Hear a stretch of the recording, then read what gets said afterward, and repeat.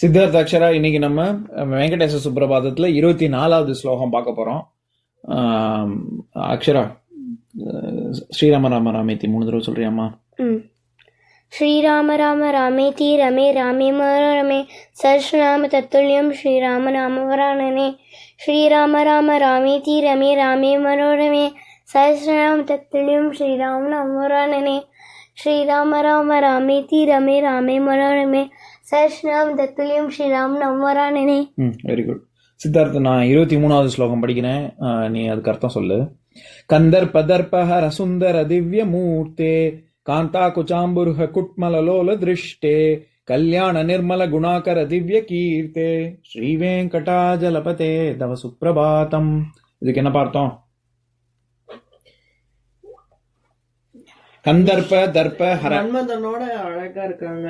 சரி, அழகா இருக்கே விஷ்ணு கண்ணெல்லாம் தாவர பூ மாதிரி இருக்கு. அங்கேயும் இங்கேயும் போற கண்ணுங்கள்லாம், அங்கேயும் போற கண் விழிகள். கண் விழிகள். சரி, அப்புறம் கல்யாண நிர்மல குணாகர திவ்ய கீர்த்தே, எல்லாம் கல்யாண குணமும் இருக்கு. அப்புறம் அவங்களோட கீர்த்தி புகழ் கீர்த்தி செமையா இருக்கா? சரி, ஆமா செமையாத்தான் இருக்கு.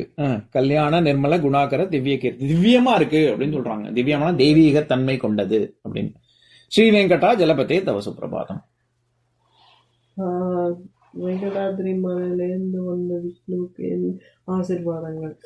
உன்னோட ஆசீர்வாதமா விஷ்ணு? வேணும்னே சொல்றான்னு நினைக்கிறேன்.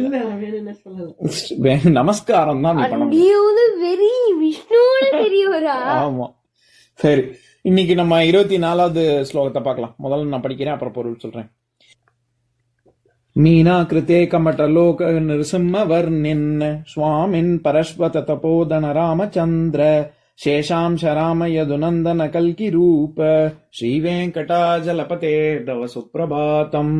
சரி, இதுக்கு என்ன அர்த்தம்னு பார்க்கலாம். இந்த ஸ்லோகத்துல பூரா விஷ்ணுவுடைய அவதாரங்களை பத்தி தான் சொல்றாங்க. விஷ்ணுவுக்கு மொத்தம் எத்தனை அவதாரம்? இதுவரைக்கும் எத்தனை அவதாரம் எடுத்திருக்காரு? 8 அவதாரம். 8 அவதாரமா? 9 அவதாரம். மொத்தம் எத்தனை அவதாரம்?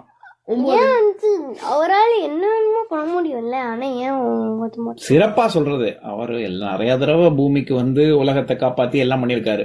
சிறப்பிச்சு சொல்ற முக்கியமாக சொல்லக்கூடிய அவதாரங்கள் மொத்தம் 10.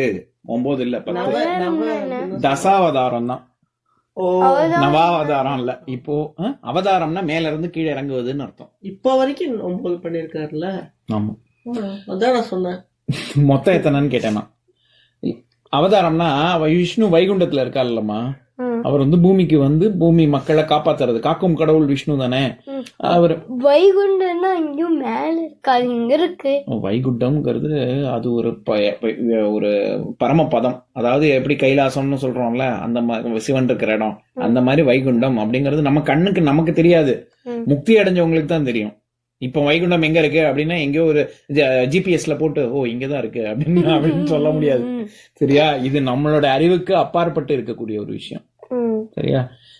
சரி, கேளுங்க. இதுல இந்த ஸ்லோகத்துல 10 அவதாரத்தை பத்தியும் சொல்றாங்க. என்னன்னா, மீனா, அது உங்களுக்கே தெரியும். முதல் அவதாரம் என்னது? மீன் அவதாரம். அடுத்தது அதாவது மத்ஸ்ய, சமஸ்கிருதத்துல மத்ஸ்ய அவதாரம். மத்ஸ்ய மீன் எல்லாம் ஒண்ணுதான். மீனா கிருத்த, ஆக்கிருத்த அப்படின்னா அந்த இந்த எடுத்த, கிருத்தனா செய்யறதுன்னு அர்த்தம், ஃபிகர், ஷேப்னு அர்த்தம். மீன் வடிவத்தை முதல்ல எடுத்து, கமட்டன்னா இது ஆமை, கடலாமை. சரியா? கூர்மாவதாரம். அடுத்தது அந்த தேவர்கள் அசுரர்கள் வந்து வாசுகி பாம்பை வச்சு கடைஞ்சு அமுதத்தை எடுப்பாங்களே, மந்தார மலையை அப்படி வச்சு மத்து மாதிரி ஆக்கி, பாம்பு, வாசுகி பாம்பு, தலை பக்கம் அசுரர்கள் வச்சுட்டு இருப்பாங்க, இப்போ வால் பக்கம் தேவர்கள் வச்சுட்டு இருப்பாங்க. இப்படி பிடிச்சி மத்த தயிர் இப்படி கடைஞ்சு எடுப்போம்ல, வெண்ணெய் எடுக்கிறதுக்கு தயிர் அப்படி கடைவோம்ல, அந்த மாதிரி மந்தார மலைய வச்சு இப்படி கடையும் போது நகர்ந்துரும்ல, மலை நகர்ந்துரும்ல, அதுக்காக அடியில கடலாமை வடிவத்துல விஷ்ணு அவதரிச்சு, அப்பதான் வந்து இது கிடைக்கும், அமிர்தம் கிடைக்கும். சரியா? அதுதான் கூர்மாவதாரம். அந்த கூர்மாவதாரத்தை தான் இந்த, அதாவது கமட்ட அப்படின்னா சமஸ்கிருதத்துல கடலாமைன்னு அர்த்தம். சரியா? கமட்ட கோலன்னா இது வராக அவதாரம். வராகன்னா என்னது? சிங்கம். புலி. சிங்கம், புலி, வேற என்ன மிருகம்? வராக ரூபம். அந்த படத்துல என்ன வரும்? ஏதோ பேய் மாதிரி ஒண்ணு வரும். பேய் மாதிரி வருமா? பேய் அவதாரம் எடுத்தாரா? அப்படின்னு வருவாங்க. காட்டு பன்றி, போர். ஓ அதான் காட்டு பன்றி ஃபர்ஸ்ட் பார்ட்ல ஃபர்ஸ்ட் பார்ட் இல்ல, ஒரே பார்ட் தான் இருக்கு அந்த படத்துக்கு. இந்த முதல்ல ஆரம்பிக்கும் போது அந்த மாதிரி ஏதோ ஆமா, முதல்ல ஆரம்பிக்கும் போது வரும். காட்டு பன்றி தானே காமிப்பாங்க. சரி, அந்த கோலான்னா இந்த கோலா பேர், அந்த கோலா, இது கோலை. சரியா? அந்த வராக அவதாரத்தை சொல்றாங்க. அதுக்கு அடுத்தது அதாவது நிருசிம்ம வர்ணன், நரசிம்மன் அப்படிங்கறத நிருசிம்ம அப்படின்னு சொல்றாங்க. ஏன்னா அது நம்ம நரசிம்மம் அப்படின்னு சொல்றோம். சமஸ்கிருதத்துல மெய்யெழுத்துல ஆரம்பிக்க முடியும் வார்த்தை. சரியா? நரசிம்மரா, நரசிம்மம் அப்படின்னு சொல்லலாம், நிருசிம்ம அப்படின்னு சொல்லுவாங்க. நிருசிம்ம அப்படின்னு. ரிஷிய குருவா?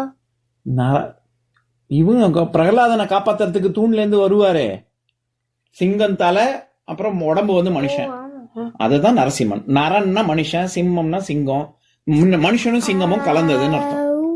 சரியா? நரசிம்ம வர்ணின், வர்ணிம்னா அந்த வடிவம் கொண்டவனே அப்படின்னு. இப்படிலாம் எல்லாரும் பக்தர்கள்லாம் இப்படி இந்த அவதாரங்கள் எல்லாத்தையும் நினைச்சு பாக்குறாங்க, உன்னைய வணங்குறாங்க அப்படின்னு சொல்ல வராங்க. சரியா? அடுத்தது நரசிம்ம அவதாரத்துக்கு அடுத்து சுவாமின் பரஸ்வத, அதாவது பரசுராமரத்தான். அப்படிங்க பரசுராமர் ஒரு அவதாரம் இருக்குல்ல, கையில ஒரு கோடாலி வச்சுட்டு இருப்பாரு, அதுதான் அந்த பரஸ்வதோ தப்போதான. தப்பம், ரொம்ப தபஸ் நிறைய பண்ணவரு பரசுராமர். வந்து தபஸ்க்கு ரொம்ப பேர் போனவர். கடைசியில ராமருக்கு வந்து பரசுராமரும் ராமரும் சந்திப்பாங்க பாலகாண்டத்தின் இறுதி பகுதியில. இவர் தான் சத்திரியரை கண்டாலே ஆகாது இல்ல, அதனால பரசுராமர் வந்து ராமர் சண்டைக்கு கூப்பிடுவாரு. அப்போ ராமர் அவரை ஜெயிச்சு, இல்ல அவர் வணங்கி, என்னுடைய தப்போ வலிமை, என்னுடைய ஆயுதங்கள் எல்லாம், இது என்ன சொல்றது, மந்திர யந்திர தந்திர விஷயங்கள் எல்லாம் எனக்கு தெரிஞ்சது பூரா நான் உனக்கு கொடுக்குறேன் அப்படின்னு சொல்லி கொடுப்பாரு பாலகாண்டத்துல முடிவுல. சரியா? அந்த பரசுராமர் அந்த தப்போதான ராமச்சந்திரன் உங்களுக்கே தெரியும் யாருன்னு, அது நான் சொல்லவே வேண்டியதில்லை. யாரு? நான் தானா? ராமர். சரி, ராமர் வந்து சூரிய குலத்துல தானே பிறந்தாரு. ஆனா ராமச்சந்திரன் ஏன் சொல்றோம்? ராமசூரியன் தானே சொல்லணும். ஏன் ராமச்சந்திரன் சொல்றோம்னு தெரியுமா? சந்திரன் லைக் ஸ்டார்ஸ். சந்திரனா ஸ்டாரா? மூணு நட்சத்திரம்னா தான் ஸ்டாரு. சந்திரன்னா என்னது? நிலா. சரியா? சரி, இங்க கேள்வி கவனிங்க. சூரிய குலத்துல தோன்றினவர் தானே ராமரு. அப்புறம் ஏன் ஆனா ராமச்சந்திரன் சொல்றாங்க தெரியுமா? ஏன்? சிவன் வச்சிருப்பாரு. ஆமா, தலையில அவரும் மகுடத்துல நிலா வச்சிருப்பாருமா. நான் என்ன கேக்குறேன், ராமனுக்கு ஏன் ராமச்சந்திரன் அப்படின்னு சொல்றோம்னா ரெண்டு விஷயம், ரெண்டு விதமா சொல்லலாம். ஒண்ணு, சூரிய குலத்துல தோன்றினா கூட நிலா வெளிச்சம் எப்படி கருணை, நிலவொளி எப்பவுமே நம்ம குளிர தானே இருக்கும், குளிர்ச்சியா தானே இருக்கும். சூரியன் மாதிரி வெப்பமா இருக்காதுல்ல அதோட ஒளி. அந்த மாதிரி கருணை கொண்டவன் அப்படின்னு ஒரு பொருள். இன்னொரு பொருள், சந்திரனுக்கு அப்படியே வளர்ப்பிறை தேய்ப்பிறை அந்த வளர்ந்து கொண்டே வருது இல்ல, அந்த வளர்ப்பிறையுடைய நிலாவோட பெற இருக்குல்ல, அது மொத்தம் 16 இது கூறுகள். அந்த 16 கூறுகளும் 16 குணங்களுக்கும் ஒப்பிட்டு சொல்லுவாங்க. 16 குணங்கள் இருக்கையிலே ஒரு மனுஷன்னா இப்படித்தான் இருக்கணும் அப்படின்னு ஆதர்ஷ புருஷனா நம்ம ராமரை வச்சிருக்கோம்ல. இந்த 16 குணங்களுமே முழுவதுமாக பெற்றவன் அப்படிங்கிறதுனால ராமச்சந்திரன் அப்படின்னு சொல்றாங்க. சரியா? சரி, ராமச்சந்திரன். அடுத்தது சேஷாம்ச ராம.